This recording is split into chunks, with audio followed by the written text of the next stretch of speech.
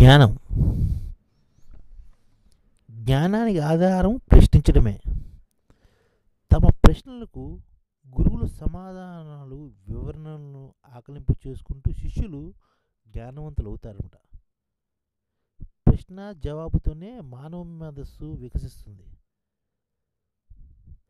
అనేక ధర్మ సందేహాలకు మన పురాణాలు సమాధానం చెబుతాయి. అదే జ్ఞానం. గురువుల సమాధానంతో మన విషయాన్ని ఆకలింపు చేసుకుంటూ వివరణల సమాధానాలను ఆకలింపు చేసుకుంటారన్నమాట. అదే జ్ఞానవంతులు శిష్యులు చేసే పని అనమాట. పాండవులు వనవాసం చేసే సమయంలో ధర్మరాజు ఒక యక్షుడి ప్రశ్నలకు సమాధానం చెప్పాల్సిన అవసరం ఏర్పడింది. వరుసగా అడిగిన ప్రశ్నలకు ధర్మరాజు సమాధానం చెప్పి ఆ యక్షుడి రూపంలో ఉన్న ధర్మదేవతను మెప్పిస్తారన్నమాట. మహాభారత యుద్ధ ప్రారంభ సమయంలో అర్జునుడికి అనేక సందేహాలు కలిగి భగవంతుడు అనుగ్రహించిన ఉపదేశపూర్వక సమాధానమే భగవద్గీత. అంటే యుద్ధ సమయంలో ప్రారంభంలో అర్జునుడికి అనేక సందేహాలు వచ్చాయన్నమాట. భగవంతుడు అనుగ్రహించి ఉపదేశపూర్వకంగా సమాధానం చెప్పాడనమాట. అదే భగవద్గీత. అది మానవాళికి మార్గదర్శకమైన భగవద్గీత. అర్జునుడి సందేహాలకి జవాబులే అన్నమాట. అంపశయ్య మీద ఉన్న భీష్ముడి దగ్గరికి శ్రీకృష్ణుడితో పాటు ధర్మరాజు ఇలాంటివి వెళ్ళారు. శ్రీకృష్ణుడు అనుమతితో ధర్మరాజు అడిగిన అనేక ప్రశ్నలకు సవిస్తారంగా ధర్మరాజు అనేక ప్రశ్నలు భీష్ముడు అడిగారన్నమాట. భీష్ముడు చెప్పిన సమాధానాలు శాంతి పర్వంలో మానవ జాతికి ధర్మ ప్రబోధకాలుగా ఉన్నాయన్నమాట. ఇవన్నీ వేద మహర్షి వేదాన్ని విభజించాడు, మహాభారతాన్ని రచించాడు. అయినా సంతోషం కలగలేదు.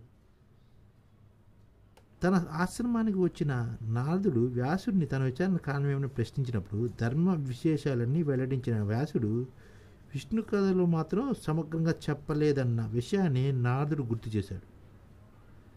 బంగారు కమలాలతో కలవంశ పంక్తులతో శోభయామాన ఉన్న సరోవరం లాంటి హరినామ కీర్తి ప్రకాశించే కావ్యాన్ని రచించి భగవంతుడైన మానవుడి లీలాన్ని అభివర్ణించమని నారదుడు సలహా ఇచ్చారన్నమాట. నారదుడు మాటల పరమావృతమే వ్యాసుడు. అంటే నారదుడు చెప్పిన మాటల పరమార్థమే వ్యాసుడు భక్తి రసామృతంతో మానవులకు అందించిందే ఈ భగవద్గీత. ఇది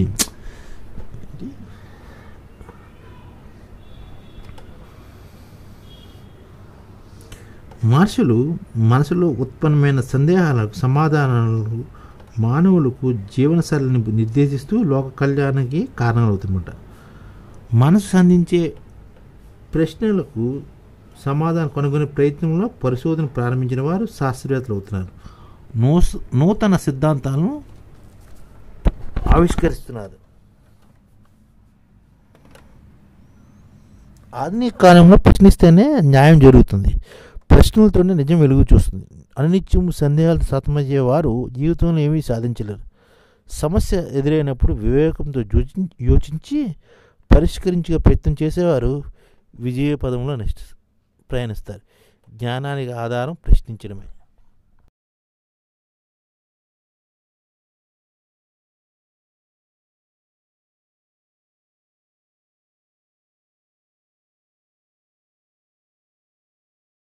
ఈ ఛానల్ ముఖ్య ఉద్దేశం ఏంటంటే మన తెలుగు రాష్ట్రాల్లో 1 కోటి మందికి సంఘటిత రంగాల్లో ఏ విధంగా ఉద్యోగాలు ఇవ్వవచ్చు, కనీస నెల జీతం 30,000 వరకు ఏ విధంగా ఇవ్వవచ్చు, ఏ విధంగా చేస్తే ఉద్యోగాలు సృష్టించబడతాయో వివరిస్తూ ఈ ఛానల్ వీడియోలు వస్తాయి. అలాంటి వీడియోలు మీకు కావాలంటే మన ఐడిఎఫ్ భాస్కర్ ఛానల్ని సబ్స్క్రైబ్ చేసుకోండి. ఐడిఎఫ్ అంటే ఇండియన్ డెవలప్మెంట్ ఫోర్స్.